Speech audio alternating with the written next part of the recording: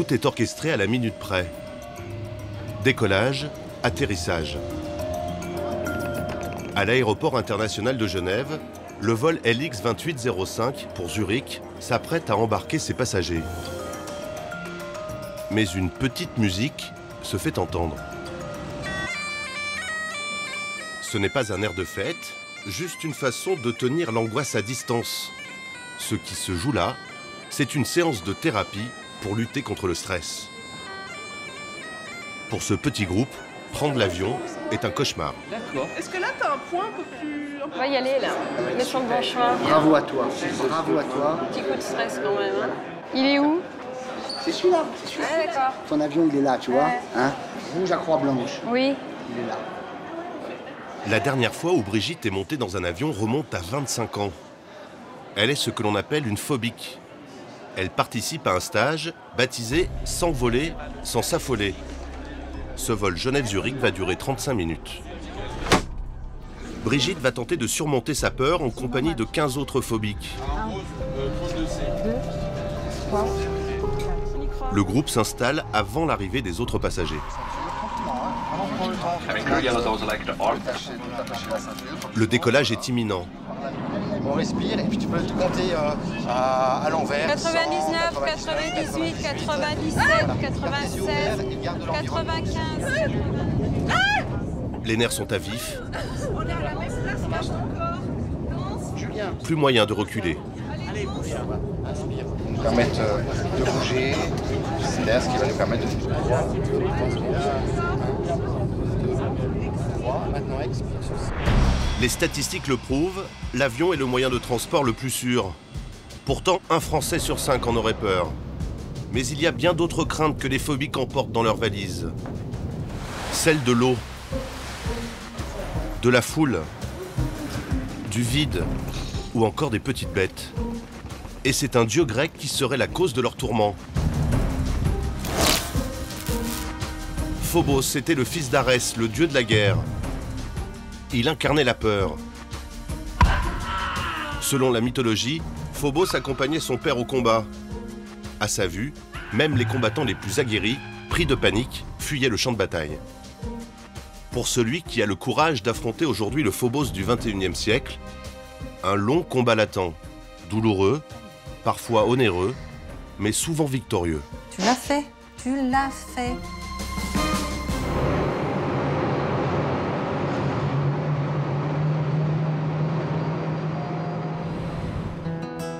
Brigitte est une montagnarde, une savoyarde. L'altitude ne la gêne pas tant qu'elle garde les pieds sur terre. Enfermée dans une carlingue, c'est autre chose. Lorsqu'elle voyage, elle choisit le train ou la voiture, quitte à y passer des heures. La 16, s'il vous plaît. Nous avons fait sa connaissance sur le tarmac de l'aéroport de Genève. En compagnie d'autres angoissés de l'avion, elle entame 3 jours d'immersion dans le monde de l'aéronautique. Fabienne, l'organisatrice de ce stage, va les guider. J'expire profondément, ça c'est le plus important. Jusqu'à ce que la sensation de vertige ait complètement disparu. Fabienne Regard sait de quoi elle parle. La peur de l'avion l'a empêchée de devenir diplomate. C'est un stage qui l'a aidée à guérir. Elle en fait aujourd'hui son gagne-pain. Donc le petit exercice consiste à avancer en prenant donc à chaque fois un siège sur 2, comme ça. Ok ? Prendre conscience de ses peurs, c'est un premier pas. Même si cela va nécessiter un peu de temps pour parvenir à les dominer. Je suis quand même un peu émotionnée de retourner dans un avion comme ça, de regarder. J'avais un peu oublié que quand même c'est assez serré, notamment en économique, quoi. Fabienne a créé ses stages avec la compagnie nationale helvétique qui met à sa disposition l'un de ses pilotes. À ces niveaux. Première étape, faire découvrir l'envers du décor pour apprivoiser l'oiseau de métal. Enclencher là-haut, vous voyez, j'enclenche les pompes à essence, elles deviennent vertes. Miracle de la technologie, ça marche. Oui, en fait, en principe, la philosophie chez Airbus, c'est la philosophie Black Cockpit. C'est-à-dire que si tous les boutons sont éteints, c'est bon signe. La visite se poursuit. 2-3. Le pilote invite ses élèves à se rapprocher de la carlingue. L'appareil impressionne, même au sol. Vous pouvez toucher, vous n'hésitez pas. Et vous remarquerez qu'en fait, la construction du moteur, c'est vraiment tout simple. Durant ce stage, démonstrations techniques et exercices pratiques s'enchaînent. Le train d'atterrissage rentre dedans et ensuite, il y a tout qui se referme. Donc vous voyez, de nouveau, c'est pas une allumette, hein, c'est quand même quelque chose de costaud, de solide. Brigitte et ses camarades enregistrent une foule de données. Mais comprendre le manuel de vol d'un Airbus A320 ne suffit pas à rassurer un phobique. Fabienne prend le relais. Alors, je prends ça et je note au tableau pour chacun. Alors, Brigitte. Quand on décolle. Alors, on va commencer par le décollage. Hein. Donc, décollage. Après. Bah moi, ce que j'aime pas, c'est les turbulences. C'est l'impression de tomber. Alors, turbulence. OK. Ensuite, autre chose? Bug électronique dans un bug électronique total. Continue. Les oiseaux? Les oiseaux. Dans le réacteur ou bien? Aussi, les oiseaux. Idées reçues, fausses croyances, superstitions. C'est au tour du pilote de briser les mythes qui nourrissent les peurs. Bah, les turbulences, c'est pas dangereux. Dans l'air, vous avez le vent qui crée en fait des vagues qu'on ne voit pas, mais qui sont quand même là. Donc il n'y a pas de vide. Le vide n'existe pas. Il n'y a jamais un avion qui s'est écrasé à cause des turbulences. Jamais. Mais l'actualité récente court-circuite les explications rationnelles du pilote. Dans la tête des participants résonnent les dernières catastrophes aériennes, comme celle de la compagnie Germanwings. Je m'excuse, mais est-ce que je peux vraiment faire confiance à ce monsieur qui court? Au dernier accident, je ne me souviens plus si Suisse, vous pouvez être seul dans les milieux. Germanwings, donc. Alors, non, maintenant, on n'a plus le droit d'être seul. Alors, en effet, lorsqu'il y a un des pilotes qui va aux toilettes, il y a une personnel de cabine qui vient à ce moment-là dans le cockpit, tout à fait. Personnellement, moi, je préfère que ça soit un problème psychologique, etc., avec un pilote, plutôt qu'un problème technique sur un Airbus A320 que j'ai piloté aussi pendant des années. Donc. Crash de l'Airbus de la Germanwings, disparition de l'appareil de la Malaysian Airlines, accident du vol Rio-Paris d'Air France en 2009. Chaque drame aérien ravive les angoisses. 3 jours de stage sont-ils suffisants pour guérir définitivement de sa phobie? Parmi les participants, certains reviennent pour la seconde fois. C'est le cas de Yves. C'est un bon départ, c'est un bon coup de vitamine. Mais ce qui est essentiel, après, c'est de reprendre l'avion très très souvent. Autrement, ça ne sert à rien. Et je suis l'exemple vivant parce que le stage s'était bien passé, mais après, j'ai pas exercé. Et puis du coup, la peur est revenue aussi vite qu'elle avait disparu.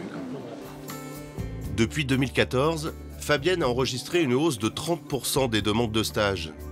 Son carnet de bord affiche complet des mois à l'avance. Dans son arsenal de remèdes anti-stress, on trouve aussi des séances de câlinothérapie à l'heure du dîner.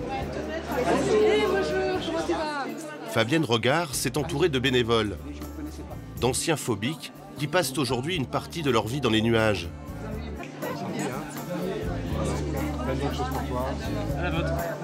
En fait, on va juste se connaître avec les Devenus anges gardiens pour angoisser de l'avion, chacun déploie ses ailes au-dessus d'un nouveau venu. Tu as cette même sensation, donc tout d'un coup tu parles, ça fait blop. Mais non, on va y arriver, ne te fais pas de soucis, tu n'es pas toute seule, tu n'es pas toute seule. Cela fait 7 ans que Philippe est guéri. Aujourd'hui, il partage son expérience. Fais confiance, fais confiance. Je pense que ce stage, il est fait comme sur le principe des alcooliques anonymes. Il n'y a pas mieux pour parler de la bouteille que celui qui a bu. Il n'y a pas mieux pour parler de peur en avion que celui qui a eu peur en avion, qui en est libéré, qui respire. Voilà, c'est génial. Stéphane sera aux côtés de Brigitte durant son vol. Ensemble, ils passent en revue leur checklist à quelques heures du décollage. Toujours pour gêner un peu. Mais on fera tous les exercices. Faire demain, le nez, la respiration, lâcher prise. Comment tu appréhendes demain? Ah, moi j'ai hâte d'être demain. Hein. Là, faut y aller. Hein. Il n'y a plus d'autres. C'est tout, quoi. Faut y aller. Il est 6 h du matin. J'aime l'avion, j'aime l'avion, j'aime l'avion. J'aime les turbulences, j'aime les trous d'air. Levée aux aurores, Brigitte opte pour la méthode Coué. Quel beau sourire. Ah oui. Super. Ses camarades, eux, n'emmènent pas large. Le moral est en chute libre. Comment tu te sens, Katia? Petite. Petite et sans jambes. En route pour cette expédition digne d'une mission spatiale, Brigitte tente de mémoriser les derniers conseils. Là, on n'est pas encore dans l'avion. Non. Dans l'avion, Non, quand non, on va c'est vrai, s'asseoir, on n'est arrête, pas encore en ça. bout de piste, etc. etc. Ah ouais. Donc c'est des étapes qu'il faut prendre comme telles. Il ne faut surtout pas anticiper. Il faut garder, Non. être dans le présent constamment. Constamment. Quand on Oui, se plie dans on l'avion, expire, hein. on expire. On expire. Expire bien. Bienvenue. Merci. Le décollage est un moment difficile. 99, 98, 97, 85, 80. Une fois dans les airs, la tension va se relâcher, petit à petit.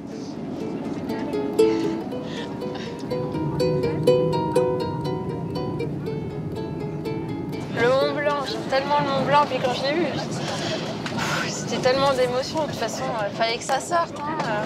Ça fait 25 ans, il fallait que ça sorte. Hein. Oh mon Dieu, que d'émotions. C'est un truc de fou. Est-ce que tu te sens libre? J'ai un grand bonheur là. Libre, pas complètement encore, mais j'ai un grand bonheur. Son plus grand ennemi, c'est soi-même. Hein. Ah oui, clair. Donc en fait, l'avion est le lieu toujours le été. plus sûr du monde et on arrive à se faire du mal. Et là, je suis pleine de joie pour elle parce que je pense que c'est vraiment le début d'une nouvelle vie. Katia s'apaise et Paola a transformé le coin des hôtesses de l'air en salon de danse. Elle est guérie, notre Paola. Elle est guérie. Je sais pas si je suis guérie, mais j'ai la tête qui tourne maintenant. On arrive. L'avion commence un petit peu à accélérer aussi. L'atterrissage sur l'aéroport de Zurich est presque une formalité. Les 35 minutes de vol sont passées très vite. Ah putain.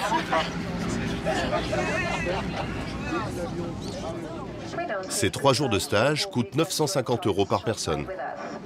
Au revoir. Au revoir, vous avez été très courageuse. Merci, c'est gentil. Merci. Selon Fabienne Regard, le taux de réussite serait de 98%. La compagnie suisse n'est pas la seule en Europe à proposer ce service. Air France le fait également. 640 € pour une journée, mais sans vol. Et désormais, c'est tout un marché qui se développe autour de cette peur de l'avion. Séance de psychothérapie par téléphone à 100 € l'appel. Exercice de relaxation sur smartphone. Plongée dans un simulateur de vol. On trouve de tout, à tous les prix. Je vérifie que la poussée de décollage s'établit bien, pas de souci. Le point commun de ces différentes formules, la promesse d'une guérison rapide, mais qui n'est pas toujours au rendez-vous. Si la peur fait vendre, domestiquer ses émotions est une affaire de temps.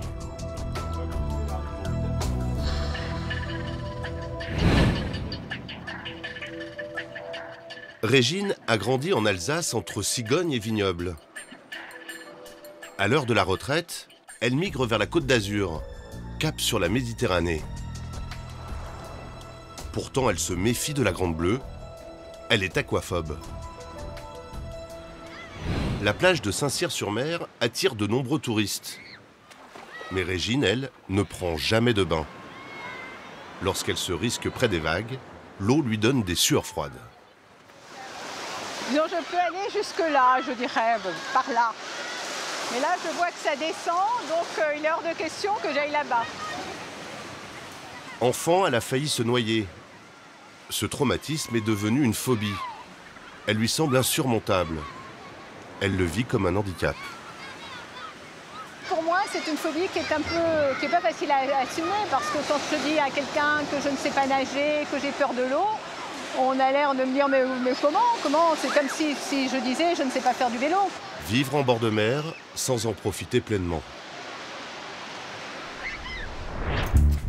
Cela fait 50 ans que Régine emporte dans son sac de plage sa phobie. Elle a décidé de se faire violence et s'est inscrite à des cours particuliers d'aquaphobie. Et depuis cette nuit, je suis un peu... j'ai peur. J'ai peur de ce cours. Je serais prête à annuler même. Première rencontre avec son coach. Bonjour Régine. Bonjour Pascal. Bienvenue. Voilà, je vous laisse découvrir le bassin où vous allez essayer d'évoluer. Premier tête-à-tête aquatique. La piscine peu profonde et privée. Aucun baigneur en vue. Voilà, une deuxième marche, alors là tu peux y aller. Voilà, ne pas se faire remarquer ni moquer. Tu en as encore une. Régine a besoin de calme et d'intimité pour surmonter sa phobie. Voilà, tu restes en douceur. Le premier bain, ça se sent, hein, tu m'accroches les mains. Voilà. Pascal Loustano est un ancien joueur de water-polo. Retiré de la compétition, il s'est reconverti dans le traitement de l'aquaphobie. Première étape, mettre son visage sous l'eau. Allez, je plie les genoux, je respire et je bascule. Je peux pas. Pas prête encore, hein? Non, je peux pas. 20 minutes plus tard, Régine arrive à maintenir son visage dans l'eau.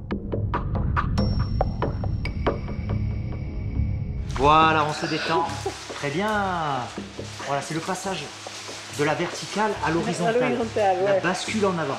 Très important. Et ça, c'est... Super.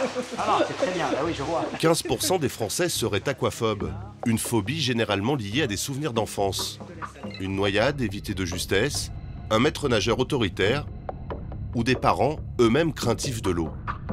Il y a beaucoup de gens qui ont peur de l'eau et on ne les connaît pas malheureusement parce qu'ils ne se dévoilent pas non plus. C'est ça surtout. On est bien. Pascal facture ses services 60 € de l'heure. Pour un phobique, l'investissement est souvent à la mesure de ses terreurs. On met le visage dans l'eau au milieu. Allez, laisse aller tes jambes, laisse aller tes jambes. Il y a une envie, mais ça me paraît très long. Moi, je me dis, ça va être très long. Ce ne sera pas en quelques séances. Hein. Régine en a conscience. Son cocon d'eau chaude n'a rien à voir avec l'immensité salée et agitée de l'océan. Un ancien aquaphobe peut-il un jour se sentir comme un poisson dans l'eau? Réponse à 7000 km de là, à vol d'oiseau ou à 9 heures d'avion. Nous voici en Martinique, sur la plage de Sainte-Anne.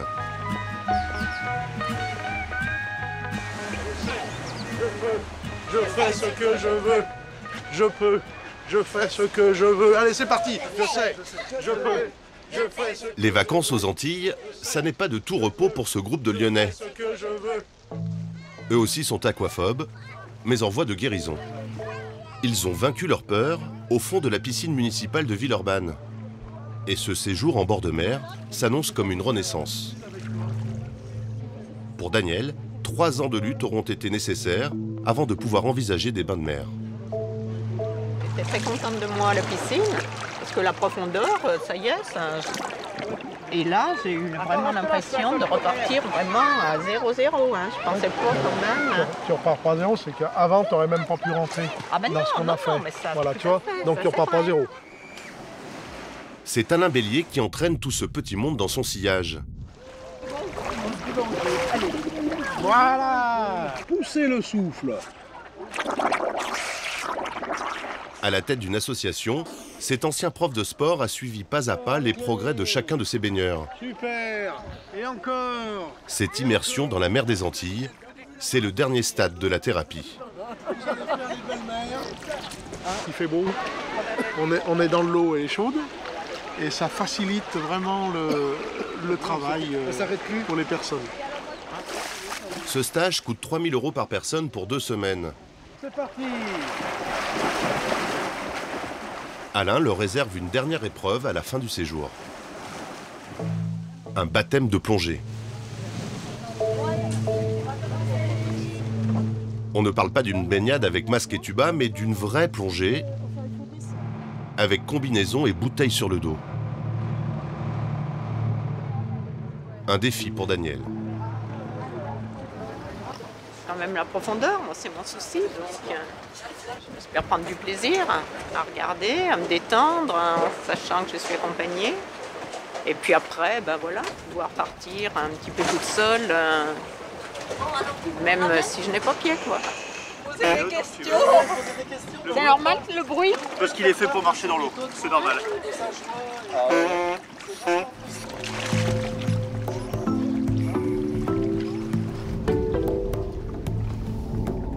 5 mètres sous la quille du bateau, et soudain, les aquaphobes semblent bel et bien libérés de leur peur.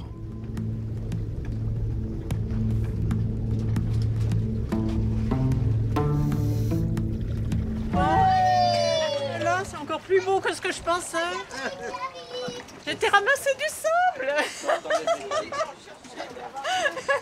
Ça me faisait une drôle d'impression, je ne sais pas le toucher. Moi, je repars, c'était trop beau. Mieux que tout ce qu'on pouvait imaginer, franchement. Cet été, Daniel a prévu un séjour à la montagne. Mais peut-être un jour, échangera-t-elle l'ivresse des cimes contre celle des profondeurs. Pour d'autres, la phobie ne prend jamais le large. La vie à la campagne pour Marlène n'a rien de séduisant. Une peur incontrôlable a tissé sa toile autour de la jeune fille. Elle est arachnophobe. Ah, elle est là, elle est là, elle est là, elle est là. Dans la maison familiale, sa mère pourchasse toute espèce d'araignée, jusqu'au plus petit spécimen. Voilà, le monstre. Cette délicate demoiselle s'était invitée au déjeuner. Crise de panique en vue pour Marlène. Depuis l'adolescence, dès qu'elle se retrouve face à 8 pattes velues, elle craque. L'angoisse va monter, monter, monter, et sauf qu'il n'y a pas de solution au final, quoi. Sauf quand quelqu'un va finir par arriver, mais ça peut être très long. Ça m'est déjà arrivé d'attendre 1 heure, 3/4 d'heure à pleurer, à trembler. Donc ça va vraiment assez loin. Il a fallu un certain temps à ses parents avant de comprendre qu'il s'agissait d'une phobie. Oui, mais... Une soirée, elle nous appelle parce qu'elle ne peut plus bouger. Elle a vu une araignée, donc ben, elle est coincée, il faut qu'on vienne la tuer, l'enlever. Les premières fois, c'est vrai que je me disais, elle fait du cinéma, on m'a dit, prends un peu sur toi, écrase-la, on ne sera pas tout le temps là, il faut que tu apprennes à te débrouiller avec une araignée. Une peur obsessionnelle.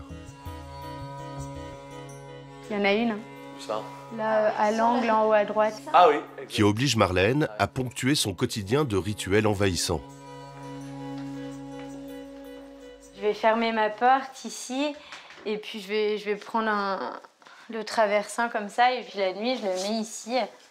Voilà. Dans des situations comme ça, je vais juste faire au plus vite, comme ça je me dis, au pire, si on a une et que je la vois pas, c'est pas grave, puisque la vitre sera fermée, je sais qu'elle peut pas rentrer, là, c'est pas possible qu'elle rentre, donc je préfère pas la voir, comme ça j'ai pas peur. Soutenue par ses proches, Marlène s'est résolue à consulter une psychologue.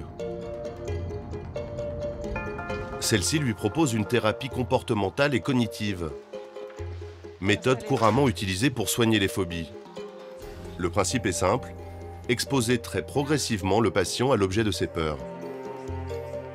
Démonstration. Alors, je commence par une photo d'une araignée sur donc certainement une porte. Dès que vous vous sentez prête. Il y a quelques semaines, elle en était incapable. C'est le principe du vaccin. On soigne en gros le mal par le mal, dans le sens où on va exposer l'organisme à la situation qui fait peur pour atteindre ce qu'on appelle dans notre jargon une habituation, c'est-à-dire que l'organisme va se détendre, va se rendre compte qu'il n'est pas en danger et du coup va baisser les symptômes de peur. Cette thérapie exige beaucoup de persévérance et une bonne mutuelle. Une vingtaine de séances sont en moyenne nécessaires.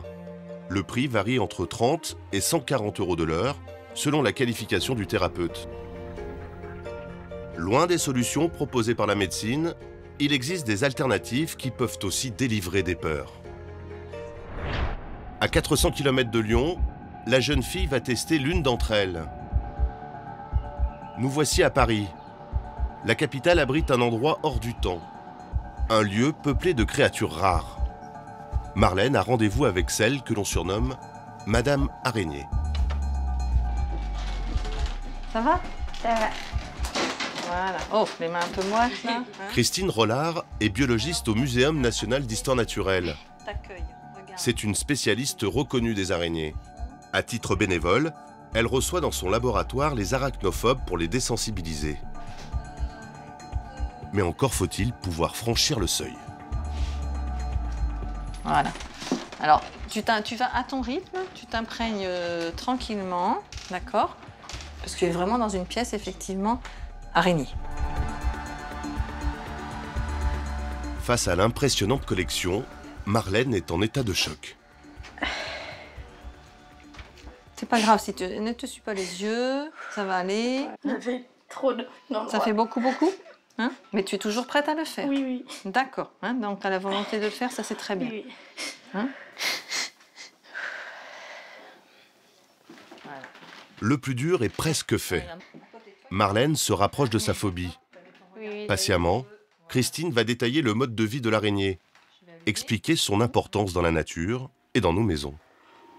Et non, je vais juste t'en mettre une. Hein. Et ça correspond à une petite mygale. Wow, c'est gros.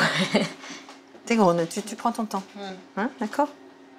Donc celles-ci, tu sais qu'elles vivent dans une chaussette en soie. D'accord. Donc c'est mignon quand même, les mygales à chaussettes qui vivent dans une chaussette en soie.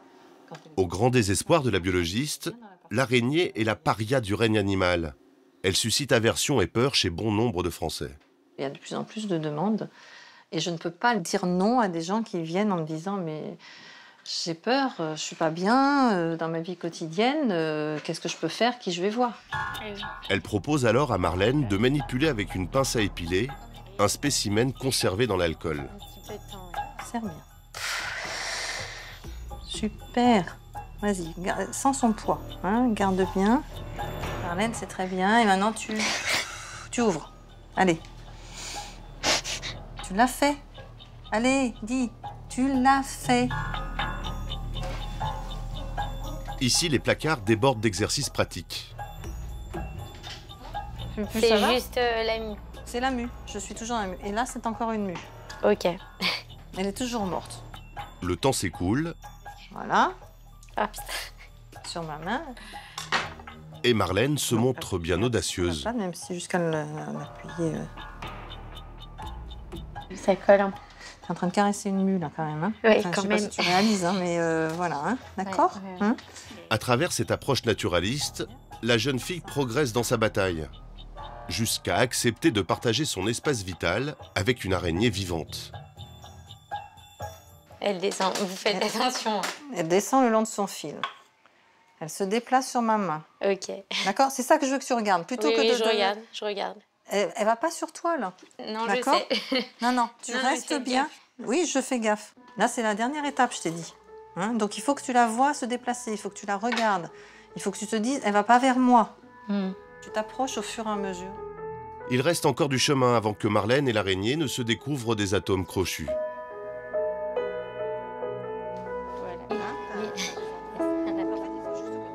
Se frotter à l'objet de sa frayeur est donc un passage obligé si l'on veut guérir. On peut y arriver de manière détournée.